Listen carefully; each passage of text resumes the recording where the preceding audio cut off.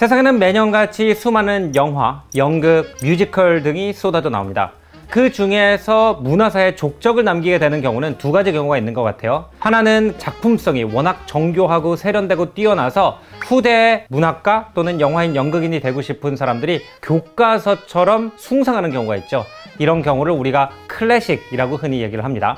또 하나는 일반 대중에게 이 작품이 워낙 큰 인기를 끌었기 때문에 그 작품이 한 세대 또는 한 나라 전체가 공유하는 추억이 되는 경우가 있는 것 같아요. 미국의 경우 두 번째 카테고리에 해당하는 엄청나게 유명한 소설이 있는데 바로 벤허라는 소설입니다. 한국인에게 벤허는 소설보다는 영화로 더 유명합니다. 1959년 찰튼 헤스턴이 주연했던 영화로 만들어지고요. 그 당시 11개 부문에서 아카데미상을 거머쥐었죠. 그렇기 때문에 우리나라에서도 절찬리 상영이 됐고 그 이후로도 끊임없이 재방송이 됐고 평론가들이 언급을 하기 때문에 저처럼 그 시대에 살아있지 않았던 사람에게도 불멸의 명작으로 남아있는 영화 중에 하나입니다.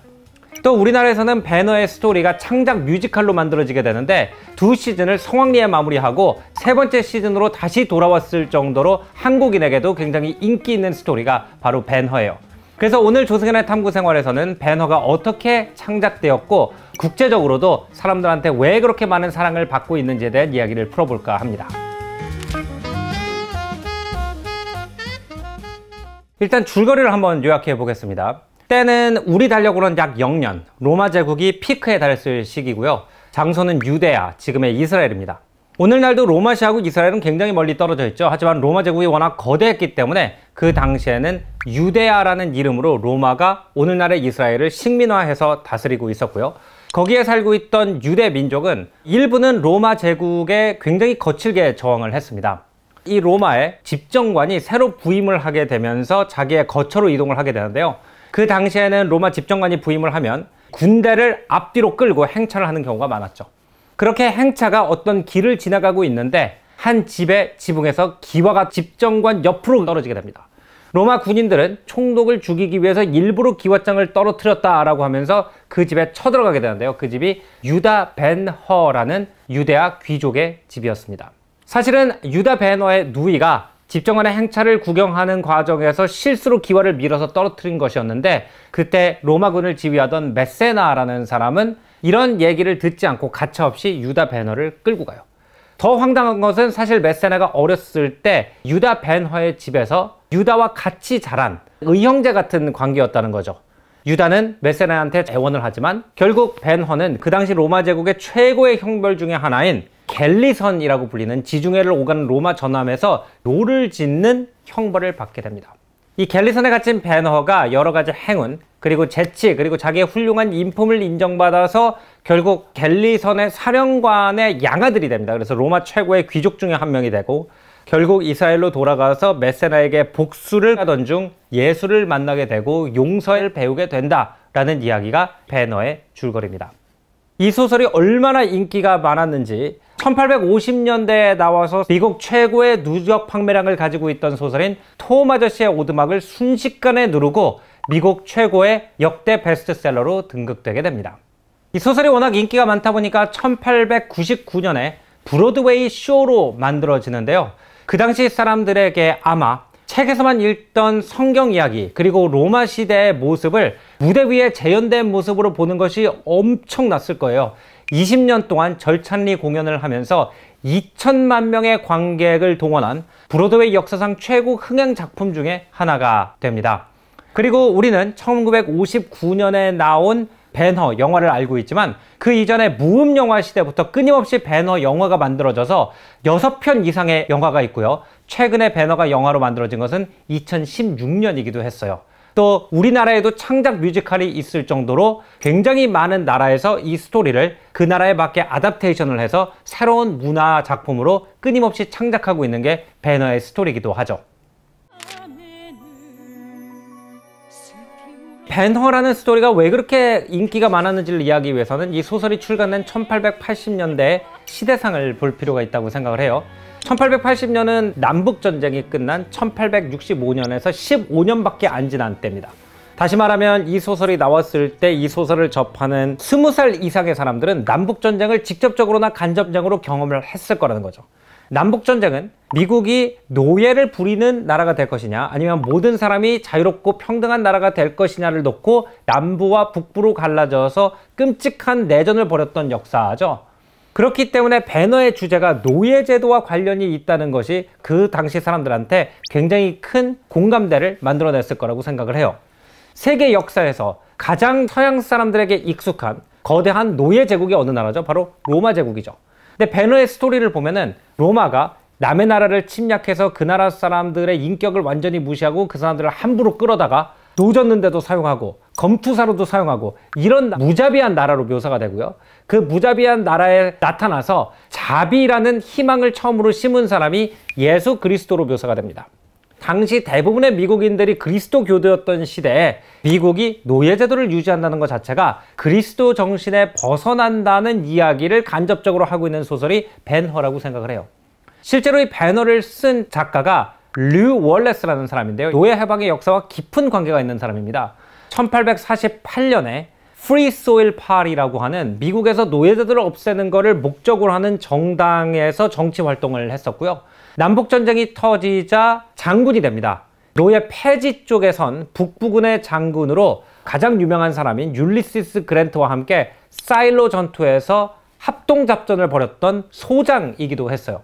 많은 사람들이 노예들의 노동을 기반으로 해서 만들어낸 업적, 세계 정복이라든지 콜로세움 건설이라든지 이런 거를 숭상하는 나라인 로마가 사실 얼마나 잔혹하고 비인간적인 나라였고 그 비인간성을 지적하기 위해서 예수가 태어났다라는 스토리가 남북전쟁을 겪은 미국인들한테는 당연히 큰 공감대를 자아낼 수밖에 없었다라고 생각을 합니다. 이번에 시즌3로 새로 돌아온 배너 뮤지컬의 많은 가사들을 들으면서 저는 머리에서 오버랩되는 노래가 있었어요. 한국에서는 찬송가로 유명하지만 미국에서는 공화국의 전진 찬송가라는 이름으로 불리는 군가가 있습니다. 남북전쟁 시대 때 북부군의 군가였죠. 근데 이 노래의 가사를 보면은 아름다운 백합 속에서 그리스도는 바다 건너서 태어나셨지. 너와 나를 변신시킬 영광을 가슴에 안고서. 인간을 신성하게 만들기 위해 그는 돌아가셨으니 우리는 인간을 자유롭게 하기 위해 죽으리. 신이 우리와 같이 행군하시네. 이 노래를 부르면서 작전을 이끌었던 장군이 쓴 소설이라는 걸 알고 배너를 영화로 보든 뮤지컬로 보든 소설로 접하면은 완전히 다른 이해를 할 수 있다고 생각을 했습니다. 또 이 배너의 스토리가 140년의 시간을 넘어서 수많은 사람들을 감동시킨 것은 우리가 어떤 스토리를 들을 때 백그라운드를 알면 훨씬 더 재밌죠. 사도 같은 역사를 기반으로 한 영화를 본다면 사도 세제가 누군지를 알고 봐야 영화가 이해되는 경우도 많아요.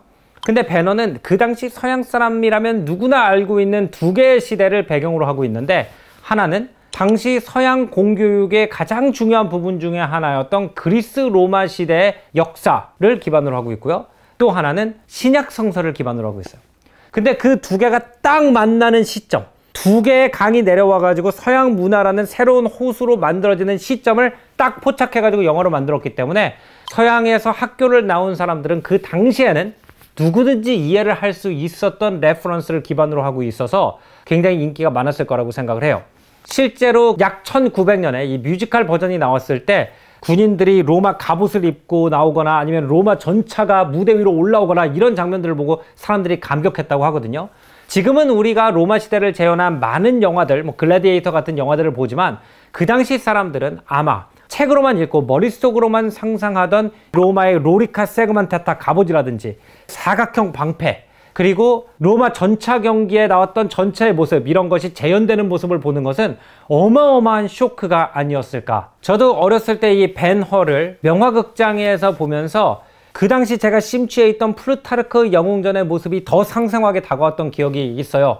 그리고 저는 로마 시대 영화를 워낙 좋아해가지고 로마 시대가 나오는 영화는 거의 다 봤는데 이번에 뮤지컬을 보러 갔습니다. 근데 거기서 진짜 이 로마 군대에 대응을 하고 있는 몸 좋은 배우들이 발 맞춰가지고 행군을 하는 모습을 보면서 야, 저런 사람들이 내 동네에 몇천 명씩 무리를 지어서 순찰을 하고 있었으면 로마 시대의 변방에 사는 사람들은 얼마나 공포에 떨면서 살았을까를 진짜 체험하는 것 같았어요.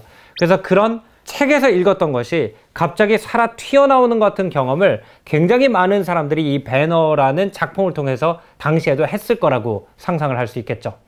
사실 또 서양 문명의 가장 큰 아이러니 중에 하나가 그리스 로마 철학과 그리스도교라는 종교 두 가지를 한꺼번에 결합을 하려고 했다는 겁니다. 이 두 문명은 서로 잘 안 맞아요. 특히 로마 문명 같은 경우에는 힘을 숭상하고 강한 자를 위주로 사고를 하는 시스템이었고요. 그 다음에 그리스도교는 로마 제국에서 가장 핍박받는 사람들 사이에서 유행을 하던, 근데 이 두 가지를 르네상스 시대 이후로 유럽은 결합하려고 하죠. 그래서 우리가 로마의 볼게제궁에 있는 베르니니의 조각 같은 걸 보면은 그리스 로마 신화에 나오는 내용을 조각으로 만들었기 때문에 굉장히 폭력적이거나 외설적으로 우리 눈에는 보이는 작품들이 많습니다. 그런 한편 그 작품을 주문했던 사람이 추기경이라는 걸 알게 되면은 아니 그리스도교를 대표하는 사람이 저런 작품을 만들어도 되나? 라고 의아하게 생각하는 경우가 많죠. 특히 1880년 이 책이 나왔을 시기는 유럽의 제국주의가 피크에 이르렀을 시기입니다.